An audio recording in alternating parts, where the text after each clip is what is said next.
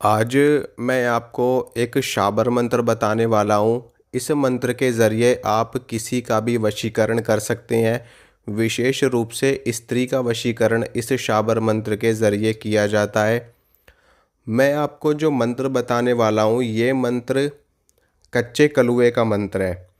यानी कि इसको काला कलुआ भी कहा जाता है। और ये एक तामसी शक्ति है। तामसी शक्ति होने के नाते बहुत ही शीघ्र ये शक्ति वशीकरण करती है। और अगर आप इस मंत्र का जप करके किसी भी व्यक्ति, किसी भी स्त्री का वशीकरण करते हैं, तो सदा सर्वदा के लिए वो आपके वश में हो जाती है। और इसकी काट भी लगभग लगभग असंभव के समान है।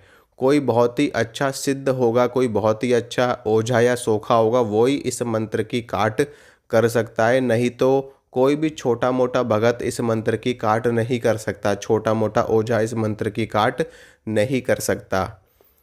इस मंत्र की विशेषता ये है कि ये मंत्र पहले से ही सिद्ध है। इसको आपको सिद्ध करने की कोई भी आवश्यकता नहीं है, ना ही इस मंत्र को जागृत करने की आवश्यकता है। जैसे ही आप इस मंत्र का प्रयोग करेंगे, ये मंत्र तुरंत जागृत हो जाता है और आपका प्रयोग सफल हो जाता है। इस मंत्र का प्रयोग आप जब भी करोगे, प्रयोग करने के बाद में आपको 7 प्रकार की मिठाई और 2 लौंग, 2 इलायची और 2 बूंदी के लड्डू और 2 सिगरेट, ये सामान आपको एक उजाड़ स्थान में रख करके आने हैं। यानी कि किसी सुनसान स्थान में, जहाँ पर कोई आता जाता ना हो, किसी वीराने से स्थान में, वहाँ पर आपको ले जा कर के ये सामान रख देना है।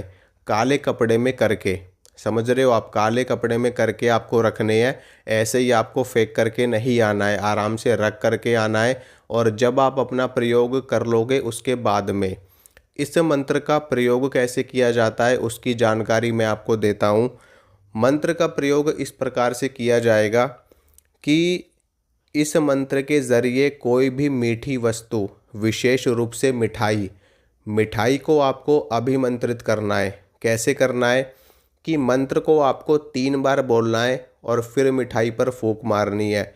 फिर मंत्र को 3 बार बोलना है, मिठाई पर फूंक मारनी है। फिर मंत्र को 3 बार बोलना है, मिठाई पर फूंक मारनी है। इतना कार्य करने के बाद में वो मिठाई आप जिस भी स्त्री को खिला दोगे, वो स्त्री आपके वश में सदा सर्वदा के लिए हो जाएगी।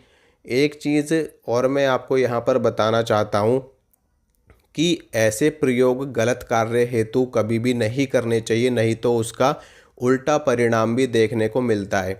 तो आप अगर सही हैं, अपने स्थान पर आप सच्चे हैं और वास्तव में आपका काम किसी ने खराब किया है और आप उस काम को सुधारने के लिए इस वशीकरण मंत्र का प्रयोग कर रहे हैं, तब तो ठीक है। अगर आप किसी का गलत करने के लिए, किसी को आप छल करके उसके साथ गलत करने के लिए इस मंत्र का प्रयोग कर रहे हैं, तो ऐसा आपको नहीं करना है, अन्यथा आपको इसके दुष्परिणाम भी भोगने पड़ सकते हैं। तो इस मंत्र को अच्छे काम के लिए प्रयोग कीजिए, ताकि आपका भी कल्याण हो और आपके परिवार का भी कल्याण हो और मंत्रों के ज़रिए आप अपने कार्यों को सिद्ध कर पाएँ। देखिए, होता क्या है कि जो जितने भी शाबर मंत्र हैं, जितने भी वैदिक मंत्र हैं, जितने भी तांत्रिक मंत्र हैं, उन सभी मंत्रों की रचना भगवान ने इसीलिए की है कि एक तो हम उन मंत्रों के ज़रिए ईश्वर की प्राप्ति कर सकें, दूसरा हम अपने कार्यों को सिद्ध कर सकें, तीसरा हम उन मंत्रों के ज़रिए अन्य लोगों को भी लाभ पहुंचा पाएँ और जन कल्याण कर सकें।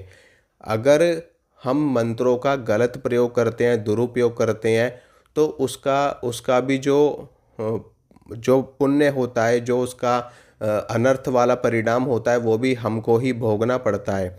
भगवान ने किसी भी मंत्र को इसलिए हमको नहीं दिए हैं कि हम उसका गलत इस्तेमाल करें।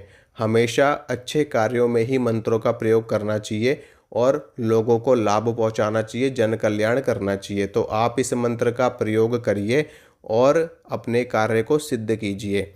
एक बार मैं मंत्र आपको बता देता हूँ और कैसे इसको इसको पढ़ना है और क्या इसका उच्चारण रहेगा, उसके बारे में आपको जानकारी दे देता हूँ।